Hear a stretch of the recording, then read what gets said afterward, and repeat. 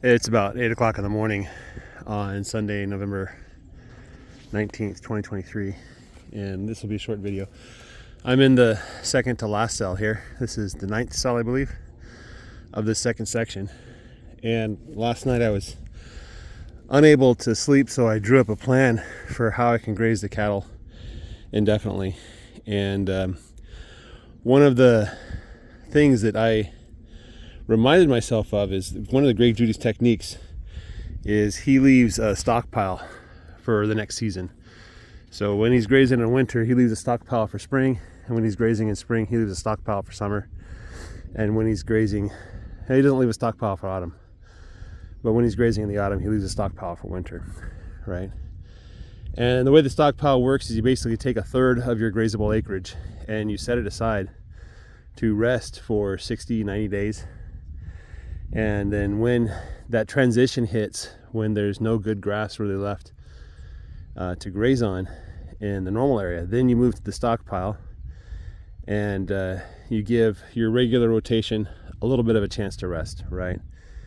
And in my mind right now, 1/3 of the field. So if I use a let's just use round numbers.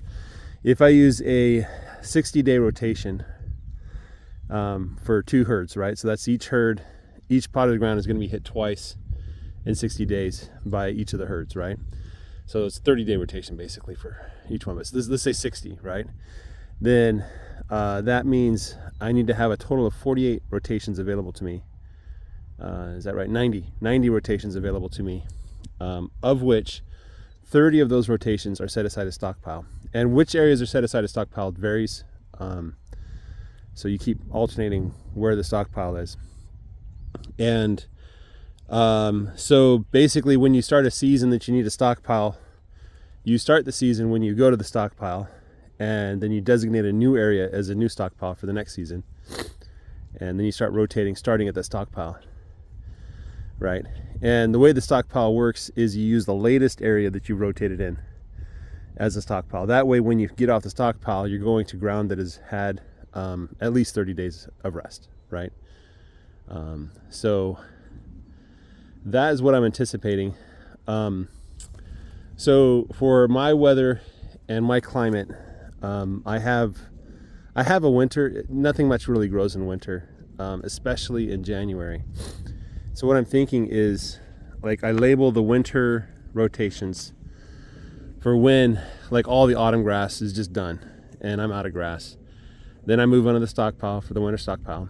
And then I move from the winter stockpile to the grass that has had the longest time to rest. I roll out hay and do the winter procedures. But then I'm setting aside another 30% or 1/3 for spring, right? And so I rotate with whatever's left in the field. And then when spring starts, when I see that fresh grass starting to come up, when it's long enough the cows can actually grab it, then I move them onto the stockpile set aside from winter for spring. So they're eating old dead grass, right? And by the time they come back out of that stockpile, we should be with fresh new grass, that's long enough the cows can eat it, not get diarrhea, what do they call it? The scours or whatever. And so you rotate that way. And so I've got to make some major changes to my rotation pattern. I do like this circular rotation pattern. The only issue is since my water is not running down the middle of the field, I have to set up a lane, across this middle line down to the water for the southern half. The northern half is fine because I have water running along the north part of the field, right? But so because of that, there's going to be this perpetual lane, and the cows are going to be cows and sheep will constantly be going on that and wearing a cattle trail at the midpoint of my field, and it'll never recover, right? Because it'll never have a chance to recover. And so my thought is that I'm going to go back to grazing where I set up rows, and then I graze, like, starting at the water 1, 2, 3, 4, 5, 6, 7, 8, whatever it is that I decide is the right cell size. And the nice thing about that is I can go to a row and say, oh, this row is not very good. I'm going to divide it up into 6 instead of 8. or I can go to another row and say, this row is actually really good. I'm going to divide it up into 14, so I get a whole week's of grazing out of it. And, always conscious of leaving behind plenty of grass to recover quickly. But the point is I can use that to vary my rotation. The other thing too is I'll keep taking down and putting up the rows, and I have a lot of experience doing that on this field, so I don't think that's too terrible. I know little tricks and things to set it up quickly and make it straight and nice. It does take a little bit. It takes about 30 minutes to set up a row.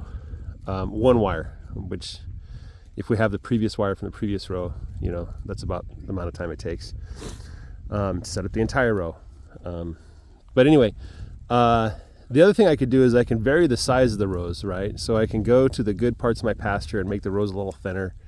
I can go to the bad parts of the pasture and make the roads thicker, I can say the last spring rotation, Greg recommends doing a trample, eat the best, trample the rest, right? Get that spring grass down so the summer grass has a chance to poke up and get some sunlight, right?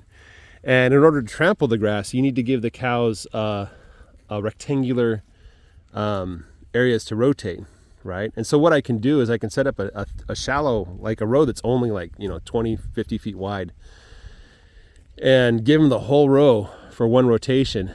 And so what they're going to do is, just in moving back and forth to get their water, to get the grass, they're going to trample everything else, right? And so I can do that trampling rotation too, because I can vary the size and the geometry of the cells, right? So that's what I'm looking at. Probably, let's see, we have tonight, and then Monday morning we're going to be in the third section that I'm standing in right now. And let's see, Monday, Tuesday, Wednesday, Thursday, Friday. So Friday evening is our last move on this. I'm going to evaluate the southern half of my field.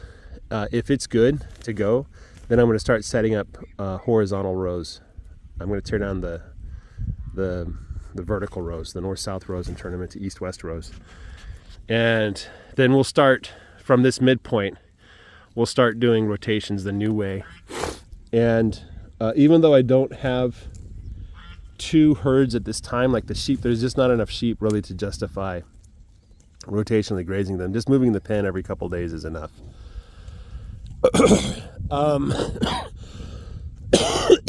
Besides, I need to keep the sheep with the cows, with the dogs, I mean. So what I can do in the beginning is just set up the field for a 30-day rotation total for the whole field, with the sheep with the cows, or with the sheep in the pens with the dogs, right? And then when I get two herds, I break the field up for 60-day rotations with two herds, right? And that's kind of my thought here. I know that some people say bring the sheep in a couple days after the cows leave. I think that's what Greg Judy does. He brings them in like a week or two after. I'm not going to do that quite yet, because I'm pretty confident that the sheep will attack. If there was plenty of brush, and the sheep were eating that brush versus the grass, I would say yes, let's do that, right? But that's just not the way it is in my field. The sheep do attack the thorn bushes, but there's not that many thorn bushes, and there's some other things they attack. So they are basically eating the same food. So I'm going to treat them as if they're eating the same food. Anyway, so I am tremendously blessed this Sunday morning with fantastic grass in this area. You're not seeing it here, but over there, and I don't really have time to go over there, I got to wrap up shooting here. But over there is that thick, beautiful, amazing Bermuda grass that we started the rotation on. So there's some cows buried over there. But I am tremendously blessed. Even over here, the grass is doing pretty well. So this is my third year of rotational grazing. I've never done anything like this before. I've never handled cows in my life until, about 3 years ago. And, 2.5 years ago, I guess. And we've had 3 severe droughts. The first year, 2021, was the worst drought in recorded history. And 2022 was almost as bad, if not worse, because we didn't get the recharging rain in the winter. And then this year we had, it got up to D2 at the end of summer. It just did not rain. So I think I'm doing pretty good. all things considered, you know, I can only compare myself to my neighbor's pasture, and they use different techniques for grazing, and I'll be honest, I think I'm doing a little better than them, right? So I'm blessed. I'm not ready to write a book yet, or to you know, tell people I know what I'm doing, but this is what I am doing, and hopefully this will be some use to somebody. So have a great day, everybody. Take care, and bye-bye.